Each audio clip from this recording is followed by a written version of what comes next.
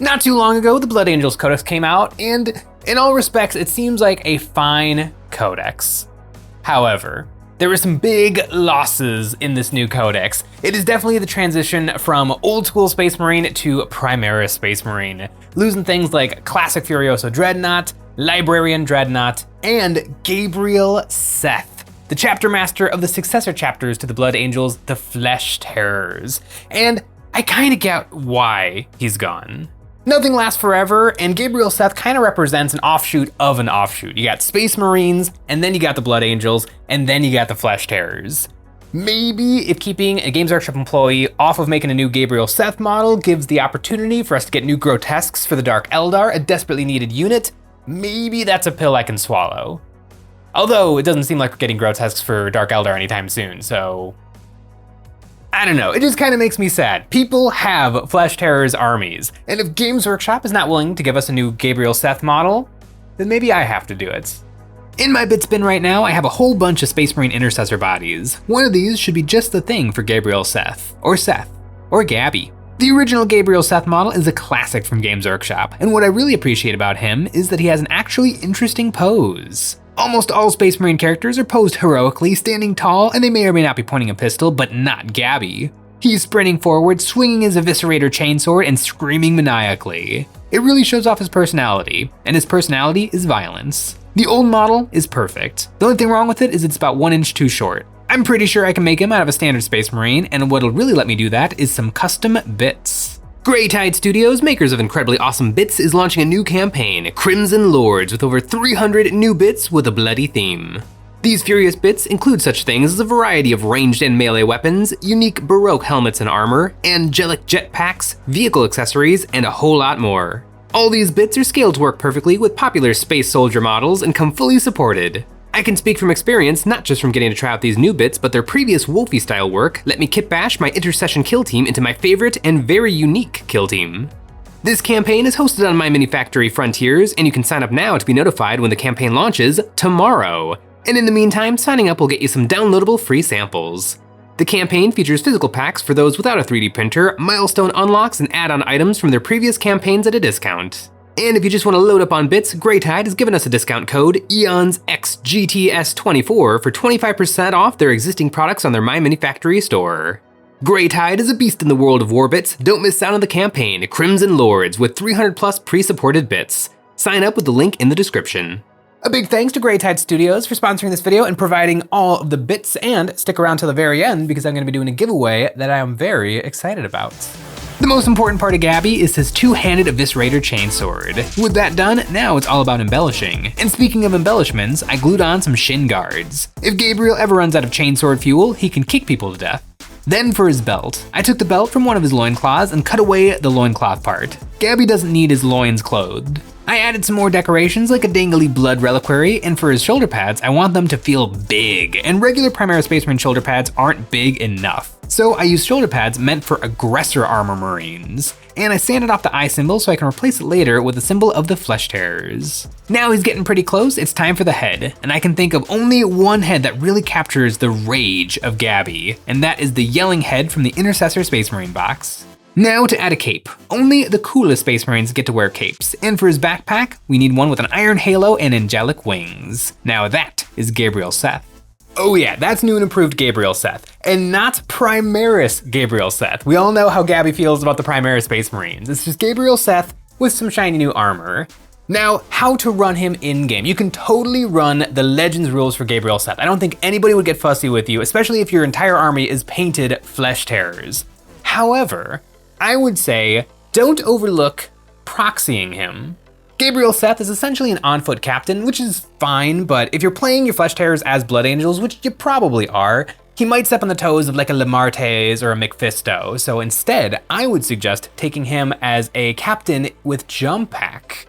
Now, that might not sound super fun because it's not a named character and he is a named character, but I think if you slap an enhancement on there, he becomes as cool as a named character, because in the Blood Angels Codex, there is an enhancement called Sanguinius's Grace. And it is a particularly spicy one because it lets you fight twice. And it's a really good fight twice. It happens at the end of the fight phase, so you actually get to see how your combat went and decide like, I somehow didn't manage to finish that thing off with my first fight, so let me just fight some more. And in terms of what he's gonna fight with, you could give him a chainsword because he carries a big custom eviscerator chainsword, and so that would be 7 attacks, hitting on 2s, AP -1, damage 1. It's okay, and that bumps up to 14 attacks if you do decide to fight twice, but I would say that eviscerator chainsword is just as powerful as a thunder hammer, and that is 5 attacks, hitting on 3s, AP -2, devastating wounds, damage 2. And that becomes 10 attacks if you decide to fight twice. All of a sudden, this little guy becomes an absolute hero hunter. Now, what should he be attached to? Death Company would be an obvious choice, but I actually think Sanguinary Guard would be a really fun pick. Just 3 big golden bodyguards backing him up would be really, really cool and make him incredibly survivable. Because he's an attached character, that squad would be -1 to be hit and -1 to be wounded in close combat. So all of a sudden, this little melee missile is rocketing around the board, being a really, really tough nut to crack. And you know what? I think I have enough bits laying around to put together his entourage. I grabbed 3 more Assault Intercessor bodies and carved away the Imperialis on the chests and gave each one of them a necklace. In terms of weapons, a 3-man squad of Sanguinary Guard can take 1 Inferno pistol, a handheld melt-a-gun. Then, in terms of the melee weapons, here's where it gets tricky. The new models from Games Workshop introduced the Encarmine Spear, a brand new weapon to the Blood Angels, otherwise they can have swords. As these are proxy models, I don't feel overly pulled towards one or the other, and you know what is the perfect in between a sword and a spear? That's right, axes. For one model, I threw on a shield. For my headcanon, Gabriel Seth is representing a captain with jump pack equipped with a thunder hammer, and that loadout also comes equipped with a shield. Gabriel is too busy killing to worry about protecting himself, so that shield and task falls to one of his bodyguard. I added fancy shoulder pads and unique Baroque heads, and then it was time for the best part, the jetpacks. I love working with Greytide Studio bits because they are just that, bits. Kit bashing is one of the best things in this hobby, taking care to make each guy as cool as possible, and I never feel like I can do that and have full freedom with fully proxied models. I like the Games Workshop stuff, I just want to take it a little bit further. For the bases, I used toppers, also from Greytide Studios, and for Gabriel, I used a 32mm base topper to get the larger pillar, and then I filled in the empty space with other bits and small pebbles. Seth and the boys are all built and ready to go. The Sanguinary Guard are not just a proxy unit. The Sanguinary Guard are present in all successor chapters to the Blood Angels. They're the chapter's honor guard. Now it is time to paint these up, and the Flesh Terrors are a little bit different than the Blood Angels. They're very similar, but where the Blood Angels are all about nobility and honor, the Flesh Terrors are more on like the ragey vampire side of the Blood Angel spectrum.